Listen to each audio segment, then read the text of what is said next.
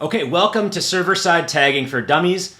In this interview, I'm going to sit down with Simo Ahava and ask him some questions about server-side tagging, ask him for answers to the questions that I've had burning, and I call this Server-Side for Dummies because I am the dummy. I have not implemented server-side tagging yet on our sites, on any of the data-driven new properties, or anywhere else, and so I want to get this straight and narrow as to what's going to happen when I implement server-side tagging, create a compelling use case for why I should do it and why I should dedicate the time, and then also understand the benefits moving forward as to why I should implement this now versus waiting even longer. So server-side tagging has been around for a while now. It's not a brand new technology. It's relatively new, but it's not brand new. And so these are a lot of the burning questions that I have that I am going to sit down with my friend Simo Ahava and have the answers to them. So you have the answers too. So I look forward to hearing Simo's thoughts in this interview.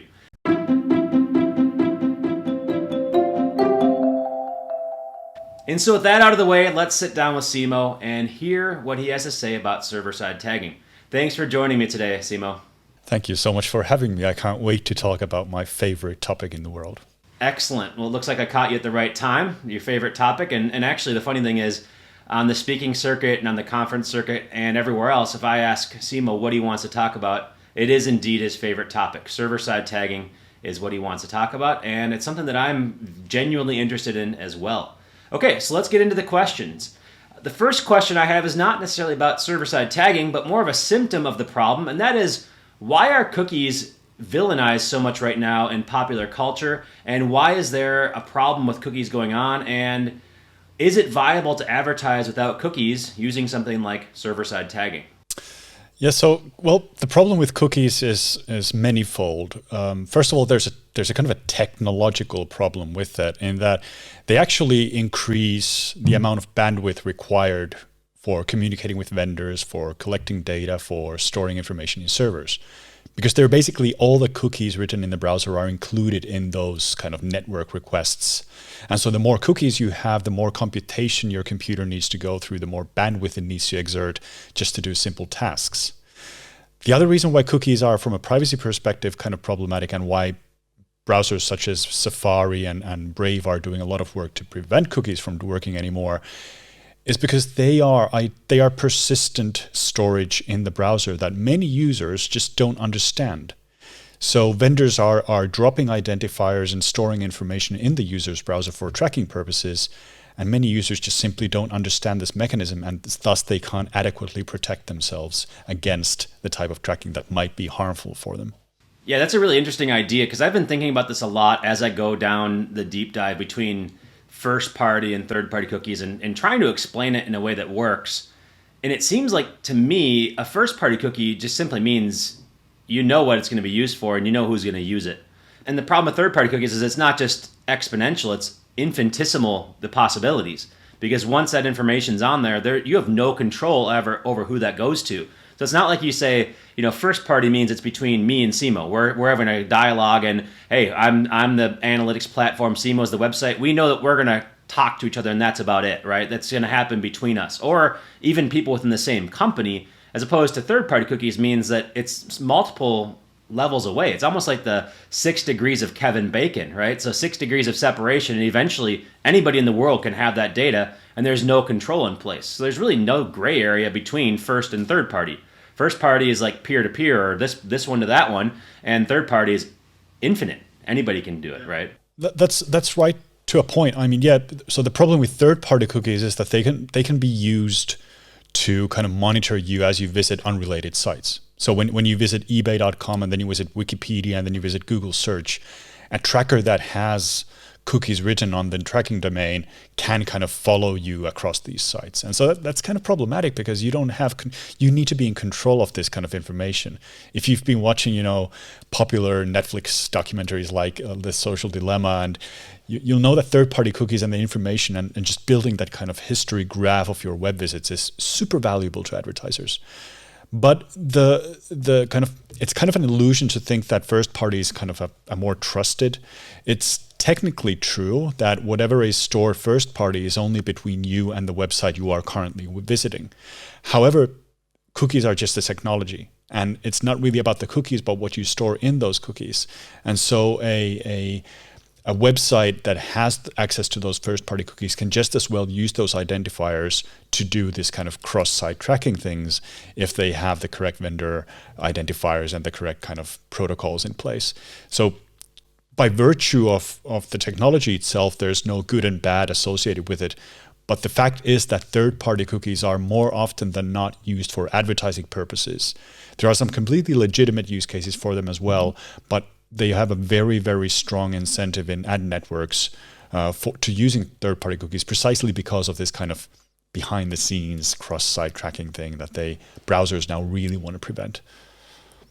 Interesting. So you could be a bad actor with a first-party cookie. It's just the difference is that it's a lot more, I wouldn't even say transparent, but a lot more, the easy thing to do is to cut off the right arm, right? To cut off the third-party opportunity and then just blame that. Although it could be that, now that third-party cookies are mostly disabled by default or mostly not in place, that people are just going to find a new way to work around it.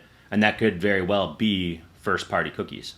This is already happening for years. I mean, Facebook moved in the instant that intelligent tracking prevention was released. Facebook moved to first-party storage. They basically abandoned their third-party cookies, and big platforms can do this. They can use the first-party storage space, whether it's cookies or local storage or just URLs. They can use this to encode information. But the long tail of ad tech, like the huge long tail that doesn't have access to identities in a similar scale that Facebook and Google have, they still rely on third-party cookies. And they're also the reason why Google Chrome, for example, hasn't yet deprecated third-party cookie. Because if they did so, this would be a huge anti-competitive thing to do, because Google has full first-party access to whatever kind of walled garden stuff they want to do. But by killing third-party cookies, they're basically cutting off their competition from doing the same thing. So that's why Google needs to be very careful to provide an alternative to third-party cookies before cutting them off completely. Oh, that's really interesting.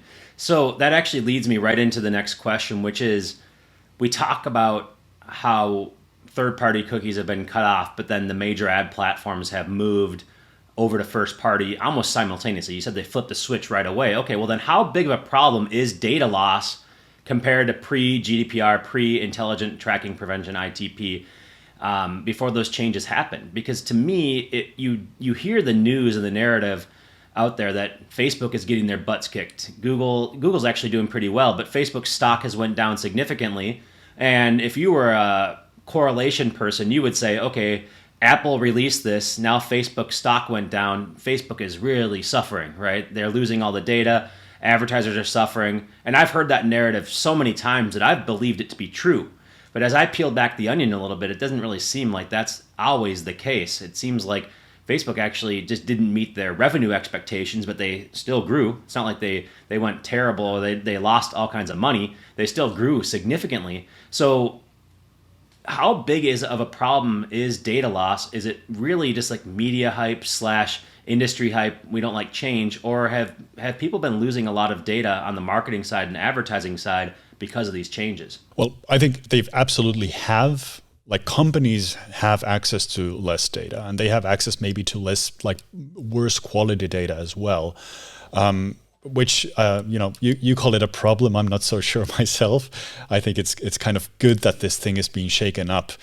But for example, with Facebook's current revenue calls and the kind of phenomena around iOS particularly, it's more about the kind of consent prompt that Apple has forced on companies that want to do data collection. And that's so prompting the user, are you okay if this app tracks you and follows you across apps and websites? And so when we talk about data being lost, I think what's mainly being lost here is the kind of data that shouldn't have been collected in the first place, in a way, because it doesn't give the user proper agency to control it. But now they're being prompted for it. Now they're giving, opting into that data collection. So now, in a way, what we've lost with data collection, maybe it means that companies need to be more deliberate. They need to be more forward-thinking. They need to be more cognizant of user agency and legal requirements. So maybe even if we have absolutely like less data, we now have a better foundation for getting better data in the future, perhaps, maybe. At least I like to think that's a possibility. But we absolutely do have like just fewer bits and pieces of data than what we used to, because of things like consent and GDPR and the California regulations and ITP and all these different. There are these many mechanisms just trying to kind of rebalance the equation, not allow ad networks full free for all access to user data, but actually regulate it somehow, which is a very, very difficult task to do, as you well know. Yeah, I mean, it seems like we were allowing people to drink through a fire hose before, or not we, I mean, the platforms were, and now you're saying, okay, you don't have a fire hose that sprays everywhere in every direction.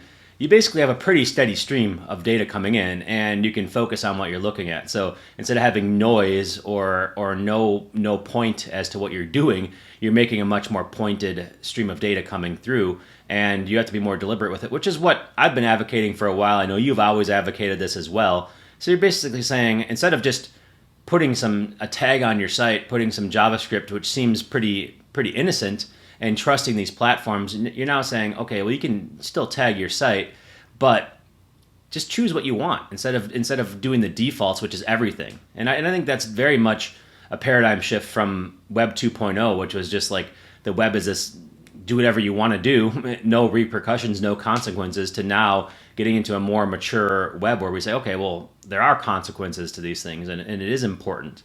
And I think a lot of it to me is, the biggest problem I have still today is when you have a conversation and then one of the people you talk to gets remarketed, or you get remarketed for what you had a in-person conversation about. Just happened to me 2 days ago with my brother. We were talking about Airbnb vacation rentals, and then a service said, here's what you could make doing an Airbnb. And I was like, wow, that is so specific. It's like, what's the category for that? How did that even happen? But that's the level of sharing that's still happening even after these changes went in place. Yeah. I liked the fire hose example is a good one. I like to think that what we're seeing now is just a colossal overcorrection of a historical wrong. I mean, I don't think that anybody except those working with ad tech or trying to just drive maximum revenue for their investments would deny that it's been absolutely crazy on the data collection front for the last 30 years or so. And now we have actual regulations, and we have, European Union has in their Charter of Fundamental Rights enshrined that as a data subject, a person in the European Union should have full access and rights over their own data. So it's not just fancy words anymore, but these are actual things that are being implemented. And of course, we, as an industry, digital marketers, we feel slighted by this. We feel like things are being taken away from us. But I beg people to think of it more like, now you have an incentive to do data collection right. And now you have an incentive to look at controls. How do you get more control over those data flows, which coincidentally is one of, for me, the biggest selling point of server-side tagging, is this idea of control. So that's what we're looking for. We need companies to be more cognizant of these things, and just to not kind of lament that now they have less data, but actually start thinking, what do we do with the data that we are allowed to collect? Yeah, that's really interesting. And I think it's hammered home even more for me right now, because there's a lot of TV series that are going out about tech companies. I started watching Super Pumped, and you can see even in the first few episodes about what this means with a tangible example. And that is that once they had data on users and riders and stuff like that, Uber could do whatever they wanted to do. This is a show about Uber, the rise and fall. And it's interesting to see that they can get away with whatever they want to.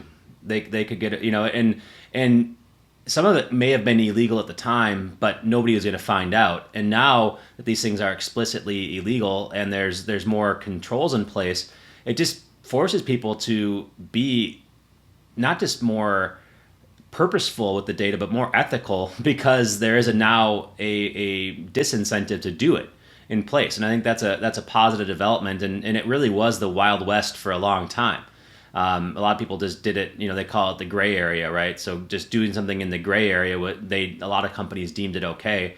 Now that it's not explicitly okay, it makes people be more purposeful, which ultimately, it's funny, the end users, the average marketer, doesn't need all that extra data, right? That's just feeding the big data machines. It's not really feeding their insights anyway. Most insights that we make are off of very, very few pieces of data anyway.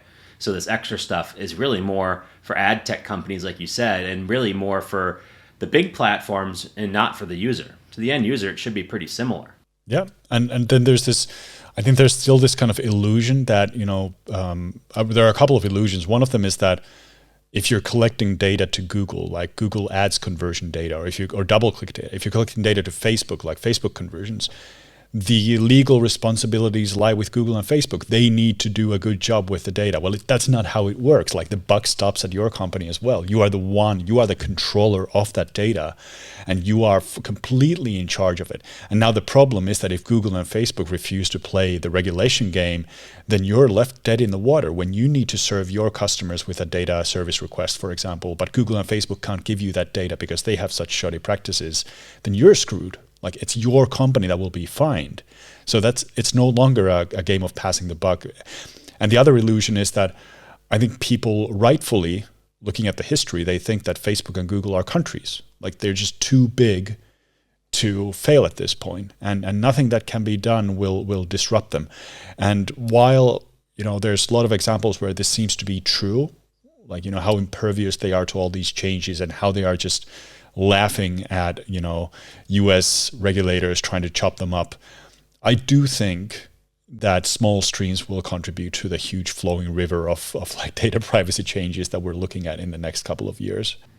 Okay, so this is really interesting what you're talking about, and we're talking about government, we're talking about big tech, we're talking about users. Those are the three, I think, the trinity of who really cares about this, right? And obviously, as a user, I care for one reason. As a user of big tech, I care for other reasons, or an investor even in big tech. And then there's obviously the government, which I think that's their place to make these regulations in place as well. And so that leads me to the next question I have for you, and that is about data loss, and specifically for advertising platforms. And so how do you think this is impacting revenue for advertisers? And I know this is not your specific area of expertise, but I know you've also had to solve some problems for people. So the specific question I have, and this is something that my opinion has actually evolved as we've been talking here, and that is the common narrative is that Apple released iOS 14.5, Facebook's revenue tanked. But what I think is actually happening, or has actually happened, is that Facebook advertisers' performance tanked specifically, and then also the Facebook's revenue, right? So I think what I'm seeing is that advertising performance hasn't really gone down. It's just that Facebook got caught with their pants down in taking way too much credit for sales that happened through tricks like attribution windows and the way that they tracked conversions. They were taking a lot more credit than they deserved. And so it's almost like this didn't really actually hurt performance. It just hurt the reporting of performance. Yeah. So I'm curious if you would agree with that. Is performance more corrected to what it probably was in when removing Facebook's liberties? Or is there really a problem out there for advertisers that is something that we have to deal with moving forward? Well, this is certainly more in your area of expertise than mine, but I can certainly kind of do some guesswork about this. So first of all, I think there's just so many overlapping bubbles in this industry, and how an advertising network like Facebook, how it actually calculates their revenue and trickles it down to their own advertisers and third-party advertisers and how they collaborate with other vendors. Just a huge mystery to me. I have no idea what those numbers are based on, and I'm always a bit marvel about the industry, how it seems to just consistently always go up and consistently down when I would just expect it to be like so edging all the time. But what I do think is a symptom of this, and how advertisers or ad tech is certainly on their toes right now, is the proliferation of these kind of enhanced conversion APIs that have come now.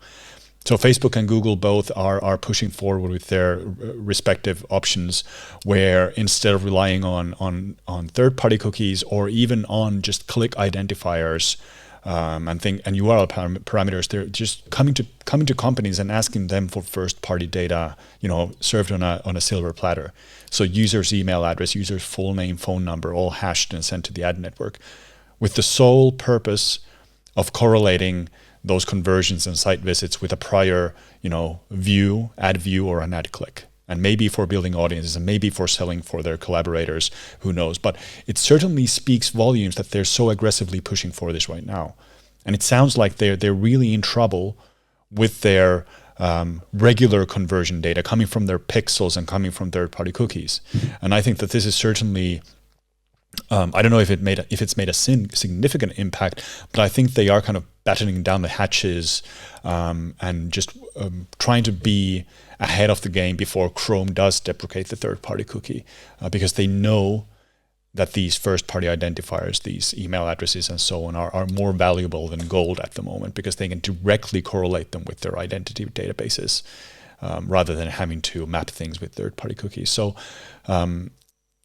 so I think in that way, like, I'm just looking at the symptoms, I do think there's been an impact, whether it's significant, whether it impacts revenue, and whether it actually trickles down to shareholder wariness of the situation, I don't know. But something is certainly cooking up in those big ad tech corporations. Yeah, I think so too. It's funny, you mentioned about overlaying data or using third-party vendors to enrich your data. I used to be in that world when I first got into marketing. It was like you send a file with a name and an address, and it will tell you at least 50 different factors about that person. It'll tell you their income. It'll tell you how many kids they have, how many cars they have. It'll tell you everything. Their voting history or their likely voting history. You can get a lot based on like name and zip code. And so I know they use that same data to overlay their ad network and put that in place. And there's just so many things that happen that they want to get as much of that as they can to replace, like you said, the third party, which is a little bit weaker signal. Yeah. Part of me thinks, if that's happening anyway, I mean, the U.S. government's had a long time to regulate against that. It's never going to happen. So if at least the attribution is more accurate. And I would rather have that as an outcome here than the willy-nilly attribution that is using a bunch of different factors. So maybe it does, maybe like we talked about in the previous question about more signal, less noise, less fire hose. Maybe these other things, the third-party cookies were more of a red herring anyway. The third-party data that came through might have been more noise. And that's sort of how I'm treating this at this point. That's how I've evolved my thinking, that maybe it's not so bad. And I never thought it was bad that Facebook took less credit for attribution. I think they just took everything and they just assumed. I think that it was beginner level data analysis. I think that Facebook does a lot of that. I think they do a lot of simplistic beginner level analysis, and then they'll find out 2 years later they were tracking it wrong, issue an apology, and people will be like, oh, well, where's my money? Where's the 2 years that I ran this business, the problems that are going on with it? So really interesting. Now, I don't know if you have any time or if you have a lot of thoughts on this, but I have a sort of a combined question. That is, I know that you have implemented Facebook tracking templates in the GTM library, and then I think Facebook took it over. And I know also that you spun up a in your server-side course and in some of your teachings, you have a tag template for tracking Facebook's conversions using the conversion API. So the question I have is this an example of how server-side tagging in Google Tag Manager can recover some of this lost data for companies? Or is it more of like the evolution where it's the only option they have? So is this more of like is this a necessity if you want to have conversion tracking at all working? Or is it more of a nice to have if you want to sort of try to prepare yourself for the future? Yeah, that's a good, first of all, I want to go on record and say that I'm actually, if I could undo certain things in my past as an evangelist of these things, I would undo my cooperation with Facebook after everything I've learned about them and I've built the Facebook template and they acquired it from me, and I'm happy to relinquish it to them. I think they've stopped maintaining it now by themselves, so they've moved it to an archive or something. And yes, in my course, I do have an example of Facebook. So it's a fun engineering exercise, actually. So you are able to recover conversion data but it just relies on a couple of things that are not easy to come by. First of all, you need that first-party identifier. You need that email address. You need that full name. You need that phone number maybe. And while most conversion funnels certainly do give you those, like if somebody makes a purchase on your site, you have that information from the billing address. But then you have it. Do you have permission to use it? And this is the big thing. Like, who in their right mind is going to say yes when the site asks them, hey, by the way, can I use this email address to send to Facebook so that they'll know better that who is doing this purchase? So there's all these dark patterns emerging, and people are trying to flaunt GDPR and trying to figure out how do we collect this email address. But if you have everything in place, if you have a legal basis for it and you have the setup, then you send that email address to Facebook, and Facebook will know that this conversion originated from Simo Ahava because this is his email address, and they can compare those hashes. So in that way, yeah, it does give you data back. But if you look at Conversions API and you look at your reports for a Conversions API setup, you'll always see that your match rate is quite low, like compared to just a pixel. So the capability of Facebook matching that conversion with an actual, an actual identity in their platform. And that's partly because not all users are Facebook users, so those emails don't have a match. And partly because the pixel has access to those third-party cookies and has access to those click identifiers, which are Facebook's way of collecting the same information without any restrictions. So when you move to a Conversions API setup, you'll be getting data back, but it won't be the same quality. And I think this is also why Facebook, if I'm not mistaken, I think Facebook is still pushing for you to do a hybrid setup where you collect the same conversions with both the web pixel and the Conversions API. And the Conversions API is meant to be like a fallback if the web pixel doesn't work or if it collects corrupt data. So that's Facebook's solution, is that they still prefer you to use the pixel, obviously, because then they can have like unrestricted data collection, but then to fall back on Conversions API for all meaningful interactions. Yeah, I think that makes a lot of sense. It's like, hey, if I can get you to collect more, heck yeah, I want you to do that, but also I'll do my best with the old way of tracking, and then hopefully once it gets cut off, more people will be converted, or the laggards will finally see the light. Okay, very cool. So let's get off the topic of Facebook now. No more questions about that. Can you tell me more about how data protection is becoming a valuable use case for server-side tagging? Yeah, absolutely. So server-side tagging is a buffer between the user's device and the vendor. So it acts as like a protective membrane, preventing the user's browser from communicating directly with vendor servers. And the reason for this is that the direct communication between the device and the server just introduces a lot of opportunities for the vendor to do tracking that's just not, kosher. They can drop cookies, they can scrape information from the page, and so on. So with the server as a buffer between, you can do a lot of things for protecting the user's right to privacy. For example, you can completely obfuscate their IP address. The IP address is a numeric identifier that kind of every single machine connected to the internet has an IP address. And while in itself, the IP address is useless because you need an internet service provider to cooperate with you if you want to know which computer it's actually pointing to or whose computer, it's still deemed personal data in the European Union.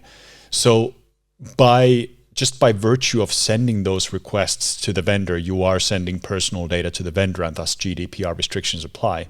But with the server-side tagging setup, you're only sending that IP address to the server-side tagging server, which is owned by the website and is not used for advertising or analytics or anything like that.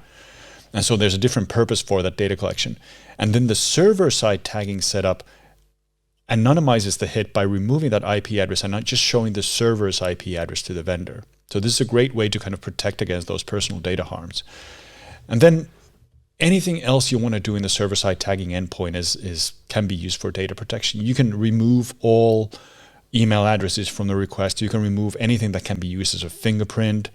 You can just do a lot of hit validation and data enrichment and just kind of remove all those types of things that might make it might introduce litigation in case companies need to be held accountable for what personal data they'd be processing.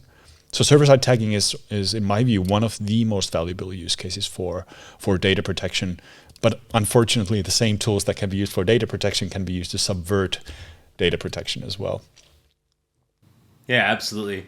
So it sounds like you can have way more control, or the only way to truly control these things. I know you and I did a webinar in the past about custom task and sort of using that as a way to do it, but it seemed more, I don't know, maybe it seemed more like a hack, or more that wasn't something that the average person could really do. Like, you could do it, but it had to be very, very deliberate and purposeful to get this going. But it sounds like you have more controls within server side. Yeah, and like anything you do in the client, anything you do in the browser, like custom task, it's still, you're still, the hit will still be collected by the vendor, and the vendor can still run their JavaScripts. And custom task was a universal analytics only solution. It didn't solve for Facebook, it didn't solve for Criteo, it didn't solve for Hotjar, and so on. With server-side tagging, you can treat any data stream, regardless of vendor, regardless of where the hit is being sent. You can treat it for these things. So it's just more holistic from this point of view as well. So this is like the dumbest newbie question ever, the dummy question.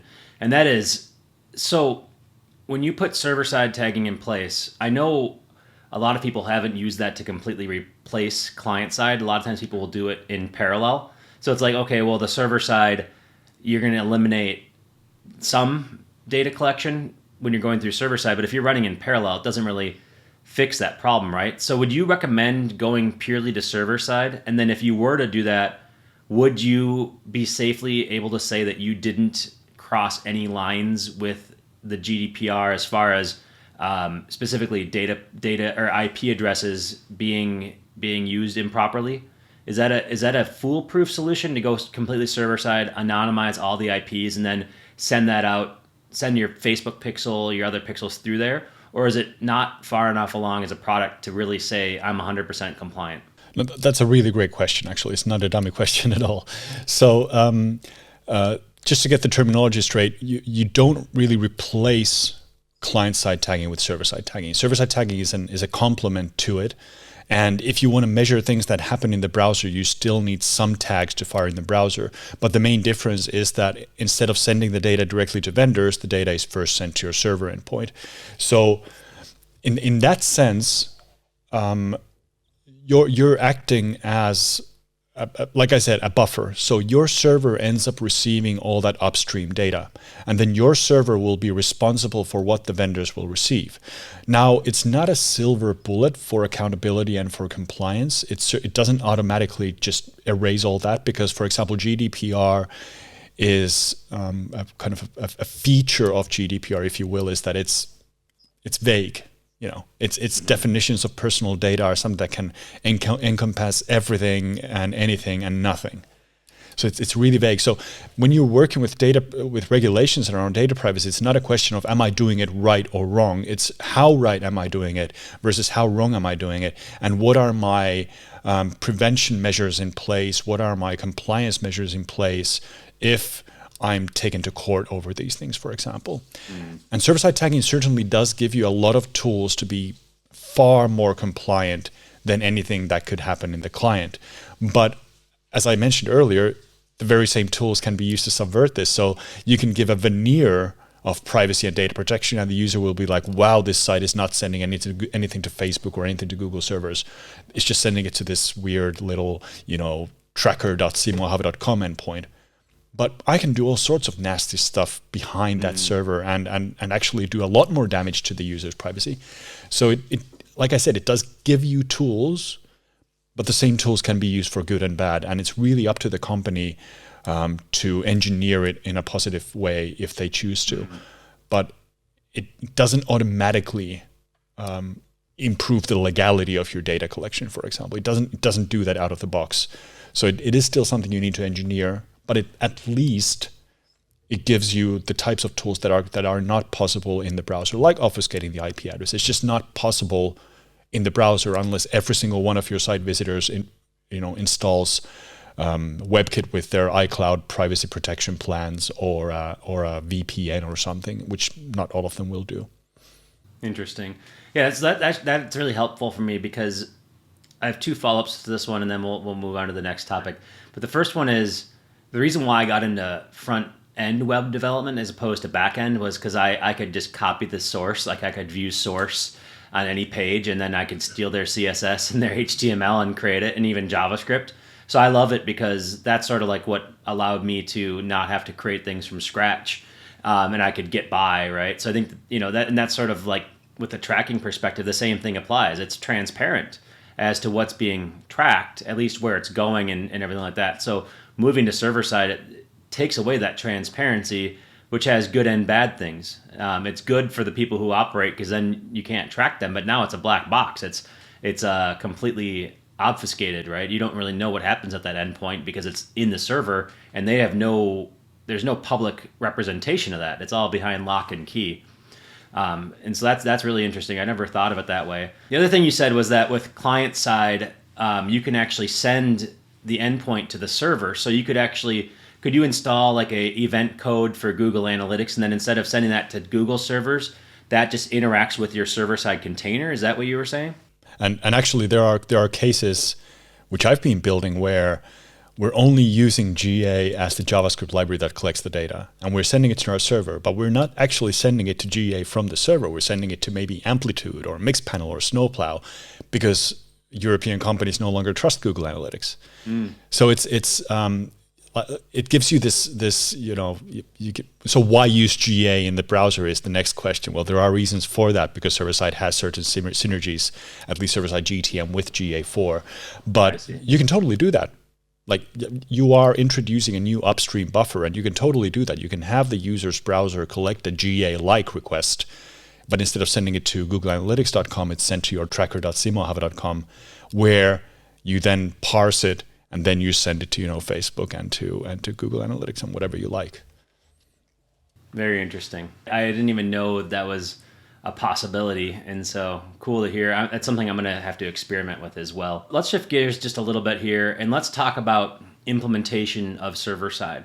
So my interpretation is that because it is more, I don't know if it's more technical necessarily, but because it's more involved, meaning that you have to spin up a server of some sort. And when I say spin up, you have to go and at least purchase a server, configure it so that it's on a subdomain like tracking.simoahava.com, so that it's set up at the very least. And then you have to make sure that it works. You have to pay credits to Google Cloud or whatever provider you have to spin that up. Well, yeah. So at face value, yeah, it is more technical because, like you said, you need to spin up a server.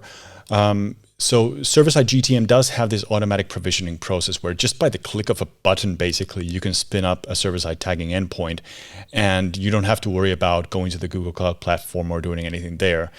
Unfortunately, it's not very useful because it's just kind of like a kicking the tires type of setup. So if you want to upgrade it to production capabilities, you do need to get your hands a bit dirty with the Google Cloud Platform. And the same thing, if you want to install it on Cloud Run or AWS or Azure or something, then you need a lot more work. The technology that server-side GTM uses is called Docker, and it's not too complicated, but for someone who's never been using server-side tech, it is intimidating, and you might need a consultant to work with you. And even for App Engine as well, you probably do need someone to help out just to make sure that you don't inadvertently create a setup that will cost you like thousands of dollars a month when all you need is something much, much less. What are the risks if somebody does self-implementation?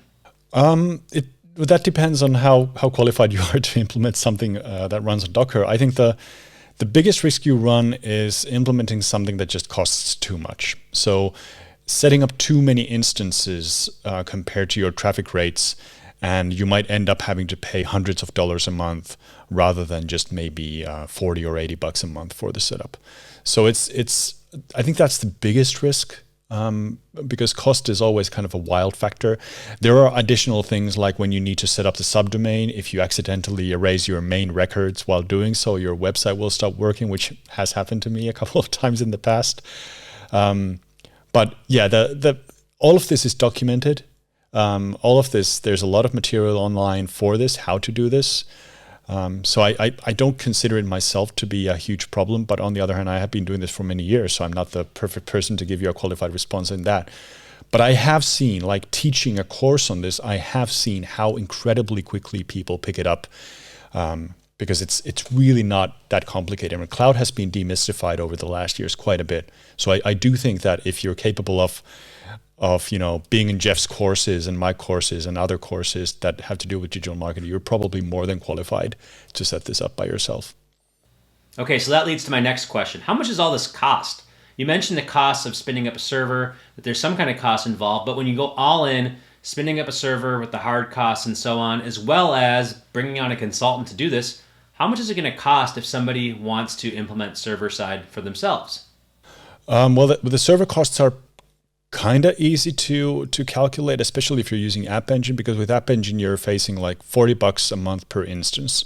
An instance is a virtual machine running in the cloud. And then you have some cost for network traffic and some for logging, but typically the recommended setup is 3 instances, so that's $120 a month, plus some for network egress and logging.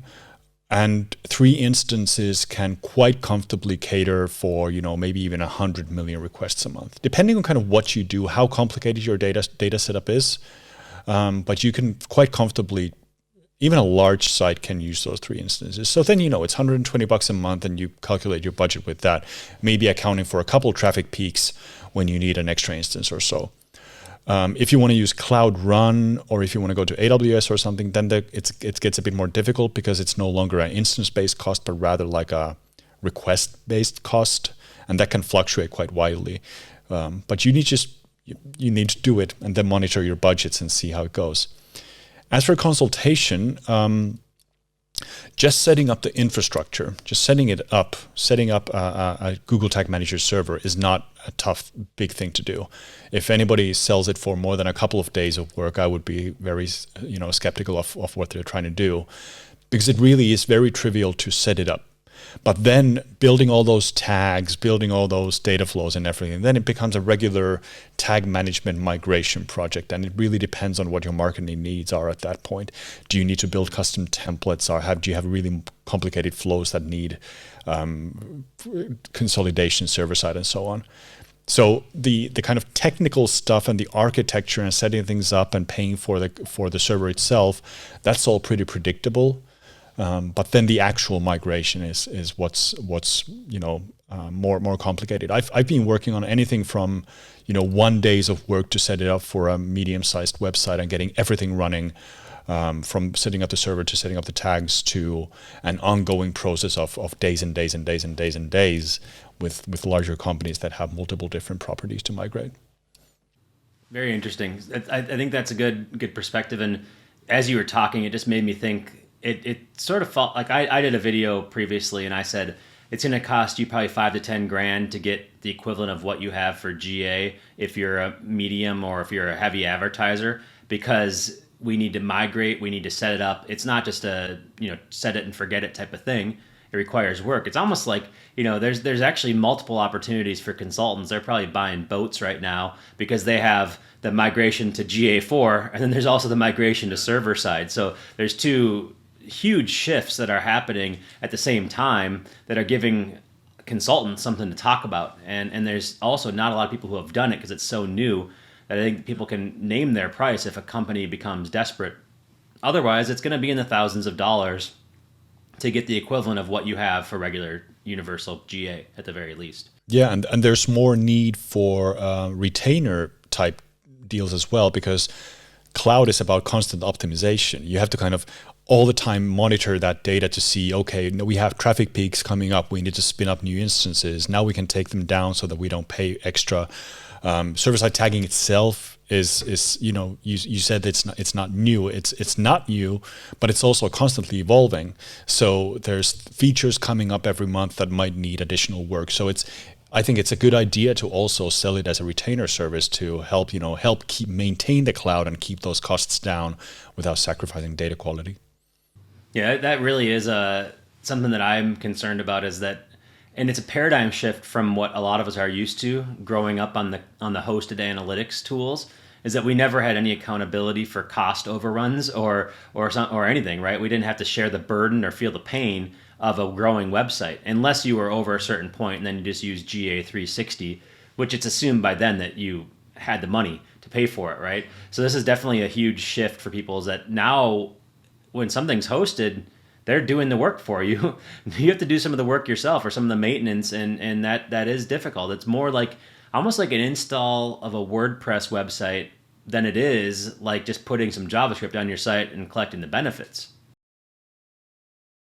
Okay, so this brings me to my question about who is this for? What type of marketers should be going server side and which ones should not? And then is it only necessary for heavy advertisers to do this, or can anybody benefit from server side tagging?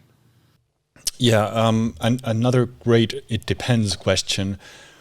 I don't think it's a blanket solution. I'm not. I don't think it should be pushed for everyone. I think there are certain hurdles that need to be crossed for it. There are risks associated with it, like being inadvertently collecting too much data, accidentally not collecting enough data, going past those budget limits, and so on. So, first of all, for who it's not valuable is someone who doesn't have the budget for it. It is going to cost you maybe couple of $100 a month, and it might sound like a low number for larger companies, but there are many small companies that have been used to having a free GTM and free GA and know they're not going to pay $1,000 or a couple of $1,000s a year for it. So this is certainly one hurdle that needs to be crossed. You have to decide if the benefits are worth that money. Otherwise, I think that every company should take a look at it. You can set it up without any cost using the kind of automatic provisioning system, which, as I said, isn't valuable for production use, but you can test it and see with a very small subset of your data what type of impact it might have. Because I think that this idea of control and compliance and mechanisms to just help you be more responsible for the data as a company will also trickle down and improve trust for your users as well in the long run. So I do think it's something that everybody should take a look at. But those who should really buy into it need to have an incentive to do so. For European Union, there is an incentive that is being able to be more compliant. For some companies, there's an incentive that they can circumvent ad blockers and collect even more nasty stuff. That's an incentive, even if I think it's a bad one. For some companies that are heavily invested in Facebook and Google, there's an incentive that they can now use the conversions API to collect even better or more accurate matching data. So it really depends on your incentives. But as a kind of a typical group that would go for server-side tagging is a group that wants to be aware of what type of data the vendors collect from their site and might have a stake in an advertising program like Facebook's or Google's, and they want to figure out a way to replace third-party cookies. So I think that's, at the moment, the prototypical group. But I do think that everybody should just take a look at it at least, even if they won't go all in with it. Yeah, and for those of you who have been following along, you know that I created the server-side tagging decision tree, and it was helping with my own decision process and for others. It was sort of like a yes/no question. Do you have this? Yes or no? And you keep on going through, and it helps you make a decision. And Simo gave one contribution that I think was really valuable, and that is not only does it help for people who are advertising or growing or who are more concerned about future compliance and not having to change everything at the last minute if something, if an operating system blocks something or whatever. There's also the question of, do you want control of your data? And I think that's a really big piece here as well. Even if you just are somebody who doesn't get a lot of traffic and doesn't have a lot of concerns about anything going on your website, if you just want to have more control and if you just want to geek out and say, okay, well, I'm being a data minimalist, this is a good way to go as well. Okay, so I have another question for you, and we're nearing the end of the interview, but I have another question for you, and that is about future proof. So before I started this interview, I would have just gladly told you server side is a more future proof way of tagging than client side. And my thought was, if you own the server, then nobody can really take it away from you. Nobody's ever going to say you can't send data to your own server, because that otherwise the web would stop functioning. So I was like, okay, well that's setting up for the future. If you migrate to server side and you start tagging everything, you're in good shape, and these things will just start to work. But now I'm starting to change my opinion a little bit on this, and that is that even though client side could be wiped out from under you, or sending data to third party pixels, that could be blocked. And it's happening, right? It's happening all around us. The simplicity of it means that as long as they have the platform and client side tagging works, it will work through GTM, right? As long as you're doing client side, as long as it works, it's there. So it's like an all or nothing thing. Versus server side, you have all additional costs and expenses and things you need to do. You need to maintain the server. You need to pay money for operating costs. You need to have some kind of specialty or expertise to make sure that this thing is still working. So it's actually, I wouldn't say it's a maintenance-free solution by any means, right? So I don't know if I'm equating maintenance-free with future-proof, but I'm just curious as to what you think. Is server-side tagging the future, and are you quote-unquote more future-proof in implementing it? I know you're going to say it depends. Don't say it depends. Give me a straight answer, Simo Ahava. It's the way to dodge the question. I want answers. Okay, a straight answer. Damn. I'm still going to go with it depends, but I will give you a straight answer as well. It doesn't absolve you of the legal requirements. Let's start there. So you use the analogy of because it's your server, you can do whatever you like, or you can not. I'm paraphrasing, but you can collect kind of whatever you like. You still are, even though it's your server, you're still collecting and processing potential personal data, and you might be using cookies. So like laws and regulations still apply, even if you're not sending that data to a vendor. But having said that, I do think that the browser and the app and the device, they are super fragile at the moment. And the overcorrection that I mentioned earlier is still going on. Like, we don't know what's the next version of ITP going to look like. We don't know what the next version of iOS will do. We do know that the server is a server, and it's exactly like what you put into it is what you get. So we know that it's still stable and it can do whatever it's doing right now, and there's very little that can impact that particular process. So from that point of view, yeah, I do think it's more future-proof, but it really depends on what you're future-proofing it against. Are you future-proofing against like browser tracking protection mechanisms? For them, it's almost an absolute yes. It is more future-proof than anything in the browser because those tracking mechanisms are specifically targeting the browser. What about regulations? Well, as I mentioned, the fact that you're using a server versus just sending the data directly to a vendor doesn't absolve you of the legal requirements and compliance requirements. It changes the equation a bit because you're not a third-party data processor at that point. You are the data controller in charge of this. But in terms of maintenance, you are absolutely right. It might be just too much overhead for many companies without an actual return on investment. And in that way, this brings us back to the previous point that I don't think it's a blanket solution. I do think it's something that each company needs to weigh against what their incentives are. But if your incentives are, with getting better quality data without compromising user agency and by being more respective of legal requirements, then I do think that it is future-proof for your company specifically and for your users and visitors. Excellent. So, as we all know in Simo land, when you say it depends twice, they cancel out. And that is not an it depends, so I appreciate that. And that isn't equal to a yes. So we think it's a little bit more future-proof, but obviously there's a lot of nuance to the conversation. It's not fair to simplify it and say yes or no. But the answer is most likely yes. If you value the things that it provides to you, then it is a more future-oriented position to take and a more future-oriented implementation you can do. And so the future is now. And I'm going to end this interview with one final question, Simo. And this is an easy one, I swear. And that is, I like this topic. I'm interested in it. I'm interested in implementing it at Data Driven U. And so the question is, would you be willing to do a workshop with the Data Driven audience to show us from a marketing perspective how we can get server-side tagging up and running, and then the benefits that it provides to us once we have it in place? So we'll spend a little bit of time on the technical piece, but would you be willing to do something where we spend even more time about what it unlocks for you on the other side? Because I think for a lot of people, it's sort of a black box. Unless they've taken your course or unless they've implemented it, they're really not sure what they're going to get out of it. So I'd love for you to walk the audience, the data-driven community, through what it looks like on the other side and how it can benefit them specifically as marketers. Can I still say it depends? Or maybe it doesn't make any sense here.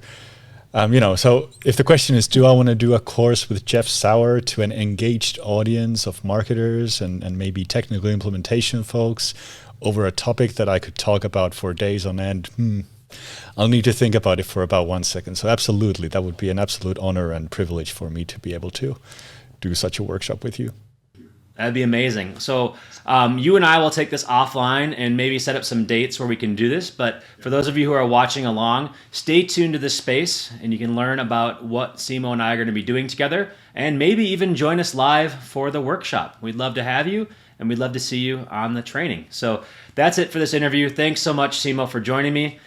Thanks everybody out there for watching and for learning more about this topic. Every time I ask Simo and pick his brain, I learned something new. I learned something that I actually wasn't aware of. And as you saw a few times here, I even changed my opinion as to where this plays. And so every time I ask dumb questions, server-side tagging for dummies, I learn something new, and hopefully you learn something new as well.